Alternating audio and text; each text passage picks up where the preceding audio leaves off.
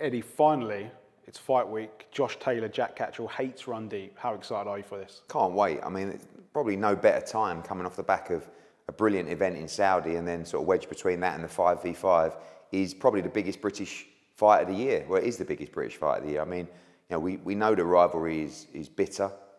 Fight week's going to be incredible. I think we're going to get a great fight as well. 11,000 in the Leeds Arena. The atmosphere is going to be off the charts. Brilliant undercard as well. I know a lot of people talking about the main event, but you know, a real great statement for British boxing to come off the back of those international fights with you know, like I said, the fight of the year. Just over a year since we signed Jack Catterall. When you sat down for talks, was this always part of the plan? Yeah, you know, the fight before he signed with us was already penciled in. Josh Taylor got injured, it fell away. He fought Teofimo Lopez. So, you know, we fought Foley, fought Linares, but this is the one. You know, these are the fights that you want to make. The fight has everything. You know the history. You know, you don't even need to talk about it anymore. And every time you bring these guys together, it's almost like attack on sight. I can't wait for them to get in the ring and actually hear the first bell.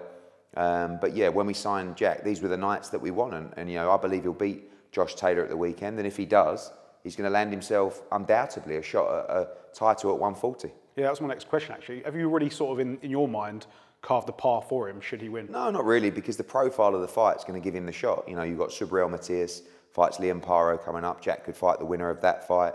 You know, even without a world title, he could fight a Regis Prograis or another big fight in America, Richardson Hitchens or another one of our guys at 140. You know, then you've got Devin Haney. You know, he'll fight Sandor Martin probably this summer. Winner could fight the winner of Taylor against Catterall. So, you know, lots of opportunities out there at 140, but this is one of the flagship fights of the division. How important is composure in this fight with all those elements you just threw in? Yeah, you know, both guys are experienced. You know, Josh is hot-headed, but Jack, in this instance, is also hot-headed because of how he feels about Josh Taylor. So, both very experienced, but like I said, a cauldron of noise, a cauldron of tension, and a bundle of hatred goes into this fight. And I think you'll get a different kind of fight this time. You know, firstly, it was cagey, it was smart, you know, they were tricky. This time around, I think you'll see him engage a lot more. You know, and both are a little bit more long in the tooth now. They don't want to go the 12 rounds. They want to go in there and have a tear up. And that's why I think it'll be a great fight. Do you think this fight ends inside the distance? I actually do. You know, I think, you know, a lot of people feel that if you're backing Jack Catterall, you back him on points in this fight. But I actually like the stoppage for Jack Catterall for the reason, because I think it's going to be a hot-headed fight. You know, it's a hot-headed build-up. And I don't think both guys, it's not like these guys are trying to protect their career. It's not like, oh, if I just win this, this is it for them. Like, to these guys, this is the biggest fight they could have, right? World Championship belts, Josh Taylor's done it. Undisputed, Catterall feels he should have had it. So this, for these guys, is like the moment, you know, to go out. And Josh has been involved in some big fights. This is a big one as well. You know, for all his achievement, this is going to go down as a big part of his legacy. So he'll be desperate to win. And for Jack, obviously, he wants to put the wrongs right. Over 2 years since that first fight, who do you think the weight favours more? I don't know. You know, don't forget, Josh Taylor had the ability to make this fight at catchweight and didn't want to. So that tells you everything you need to know. There's no title on the line. He didn't want to catchweight, so he feels comfortable at 140. Those extra 4 weeks as well, I think, will suit Josh.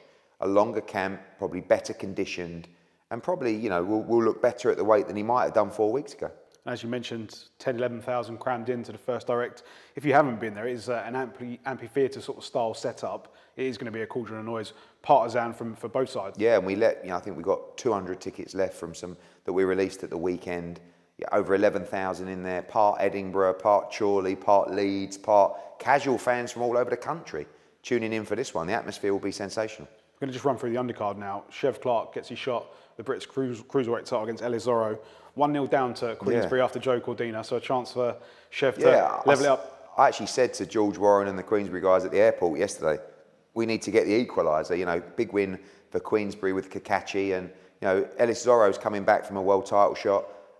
He's a good fighter, and it's a step up for Chev on paper. But Chev's looked sensational, and yeah, looking to equalise at 1-1 before we go into the 5v5. Is it fair to say Chev's on a bit of a fast track to collect more belts after this? Yeah, but you know, when you've got his amateur pedigree and you fight like he fights, why hold him back? So British title, very important to him. Win that at the weekend, then move on. You know, maybe the European or start looking at world title eliminators. I think Chev is already one of the best cruiserweights in the world. I think he's the best British cruiserweight out there already, and looking for a statement on Saturday. Paddy Donovan has continued his rise over the recent months, but old match from fan favourite Lewis Ritson's in the opposite corner. This could be a great fight. Great fight. I mean, you know, Paddy Donovan is an exceptional fighter. We haven't yet seen him under the cosh because he's been too good. Ritson will put him under the cosh, you know, up at welterweight. You know, you've seen Lewis go through the weights, and this is, at this stage in his career, this is the weight he needs to be at. He needs to be able, you know, to soak it up, to take that pressure as well. And Paddy Donovan is a nightmare for anyone. But just now stepping it up into the real fights. And if Lewis can drag him into a war, it's going to be a great fight. Speaking of Ritson, Patera's on the card, who obviously beat Ritson a couple of years ago against Gary Cully. A bit of a tricky fight for Gary. It is. And, you know, Gary's under pressure since that defeat to Jose Felix. Any defeat right now, you know, sets him well back, you know, takes his career right off track. So he needs to make a statement against Patera, who's a tricky guy.